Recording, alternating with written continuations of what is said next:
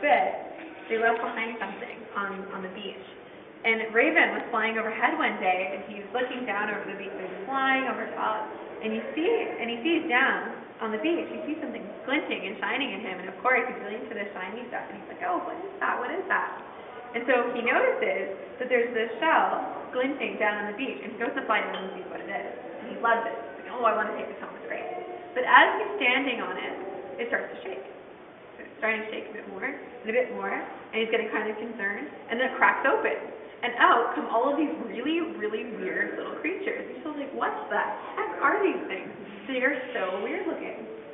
What is this that's coming out of the shell?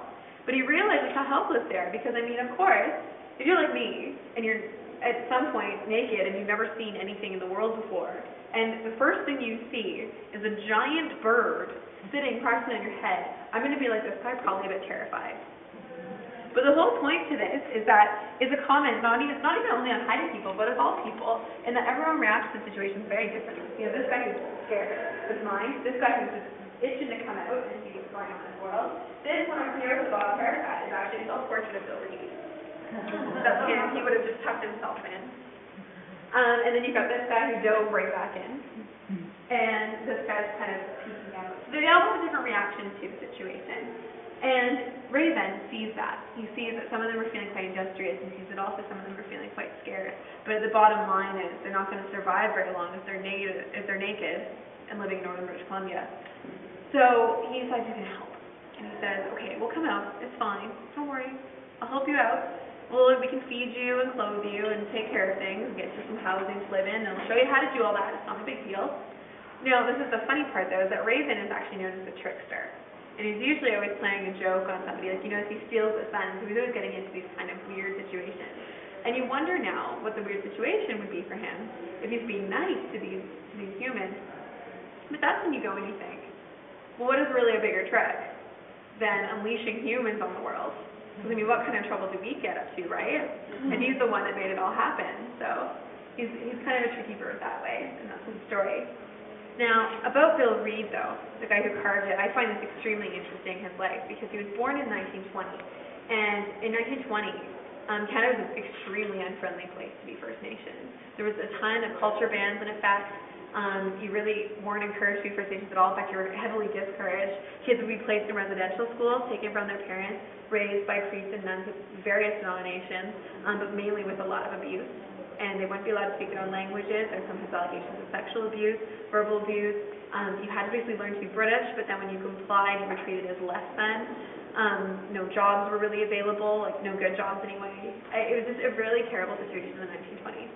However, Bill was actually only half Haida. His mother was Haida. His father, however, was Scottish. And since his mother knew about the political climate in Canada at the time, she decided to raise him as a Scottish boy. Now, he knew he was Haida, but he didn't know what that meant. Not until he was about my age, in his mid-20s, and he finally went back up to the Queen Charlotte and learned a bit about what it was to be Haida. And that actually makes a lot of sense, because if you think about it, when Bill Reed's in his mid-20s, it's going to be about 1945, 1950s, the government's distracted with the war, they're starting to realize that assimilation with the First Nations people isn't working, and there's a bit of a thaw that's starting to happen, and it's still happening today, actually, it's still ongoing. And so he feels more comfortable, I think, to get in touch with his Haida roots. Now, before he did that, however, he was trained as a jeweler. He actually trained in Europe, and he was actually trained under some of the best jewelers in Europe. So he had a very good life, being raised as a young Scottish boy.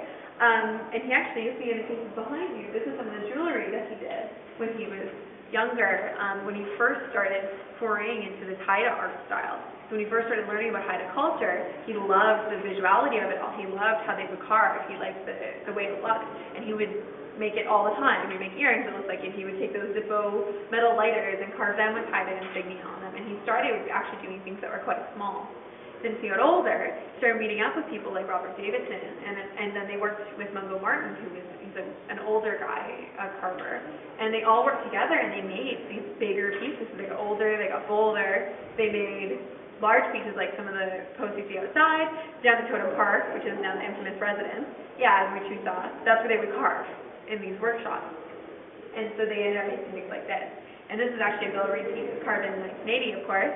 Now, in 1980, however, he actually had quite bad Parkinson's. So he didn't carve too much of this piece, but his apprentices did. And just like in European painting tradition, he gets all the credit for it. So it's really not unusual for that to happen. And it's funny because you see it starting to crack a little bit.